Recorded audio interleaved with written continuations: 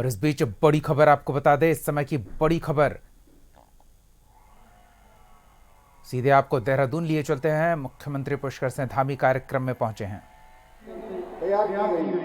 इसके साथ ही हमने इसी स्टेडियम परिसर में 2.77 हेक्टेयर भूमि को खेल के रूप में भी विकसित किया है, जहाँ पदक विजेता खिलाड़ियों के नाम पर रुद्राक्ष के 1600 से अधिक पेड़ों के साथ ही विभिन्न प्रजातियों के पौधे लगाए गए हैं, ताकि ये स्थल खेल विविधता के साथ साथ हरित विविधता का भी प्रतीक बने।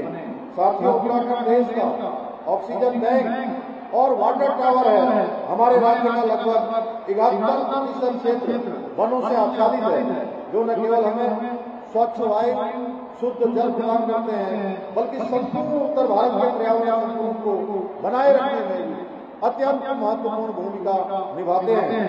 हमारे राज्य की लगभग 15% भूमि 6 राष्ट्रीय उद्यानों, 7 वन्यजीव विहारों, 4 संरक्षण आरक्षित क्षेत्रों के रूप में सुरक्षित है, जबकि पूरे देश का अनुपात ये मात्र 5.2% ही है।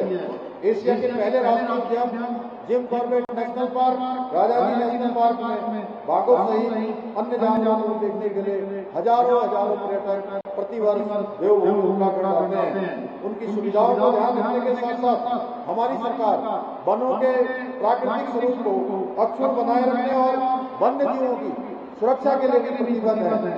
आज हमारे सामूहिक प्रयासों से बाघ, गुलदार, हाथी, हिमतिंदुए जैसे दुर्लभ वन्य प्राणियों की संख्या में उत्साहजनक रूप से वृद्धि हुई है, परंतु इसके साथ साथ मानव वन्य जीवन संघर्ष की चुनौतियां भी बढ़ी हैं। इस संघर्ष को कम करने के लिए अब हम आधुनिक तकनीकी और वैज्ञानिक उपायों का सहारा ले रहे हैं। हमारे वन विभाग को GPS tracking, drone surveillance, dog squad और जीपीएस जैसे आधुनिक उपकरणों और सुविधाओं से युक्त किया गया है, जिससे वन्य जीवों की निगरानी और सुरक्षा को और बेहतर ढंग से किया जा सके। हमारी सरकार द्वारा जहाँ एक राज्य में सीएम योजना को संचालित कर युवाओं को nature guide, drone pilot, wildlife photographer, trekking guide और इको टूरिज्म जैसे क्षेत्रों में प्रशिक्षित किया जा रहा है। वहीं हम इको डेवलपमेंट कमेटियां और मेंटर राइड जैसी पहलों के माध्यम से स्थानीय समुदायों को वन्य जीव संरक्षण और पर्यटन से जोड़कर उनके आजीविका को भी सशक्त बना रहे हैं। इसके साथ ही प्रदेश के प्रत्येक जिले में इको क्लब के माध्यम से विद्यार्थियों को वन्य जीव और पर्यावरण संरक्षण से जुड़ी शैक्षिक यात्राओं का अवसर भी प्रदान किया जा रहा है। इतना ही नहीं, हमने कारपेट में एक आधुनिक रेस्क्यू सेंटर की स्थापना भी की है, जिसे हम वन्य जीवों का एम्स भी कह सकते हैं। इस सेंटर में घायलों, बीमार वन्य जीवों के उपचार और पुनर्वास की अत्याधुनिक सुविधाएं उपलब्ध कराई जा रही हैं। इसके साथ ही मानव वन्य जीव संघर्ष में दी जाने वाली मुआवजे की राशि को 6 लाख से बढ़ाकर 10 लाख रुपए कर दिया है। आज हमारे आदरणीय भूपेंद्र जी को भी यहाँ उपस्थित होना था, लेकिन वो हमारे बीच में नहीं आए।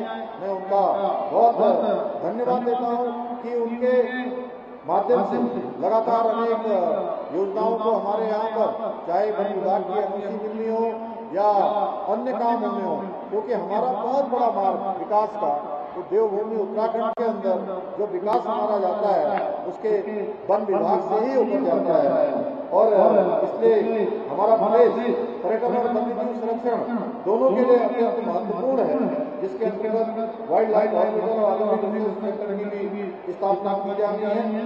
इस परियोजना में भूमि आवंटन से लेकर सभी प्रक्रियाएं पूर्ण हो चुकी हैं। केवल प्रशासनिक बाधाएं हैं, जिन्हें वन विभाग के मार्गदर्शन में सहयोग से जल्दी ही दूर कर दिया जाएगा।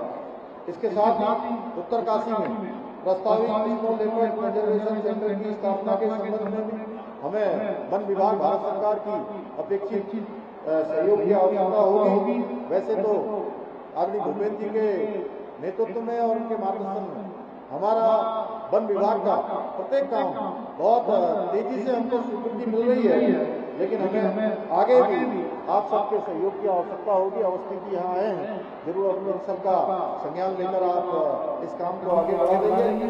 साथियों, आज प्रधानमंत्री नरेंद्र मोदी का एक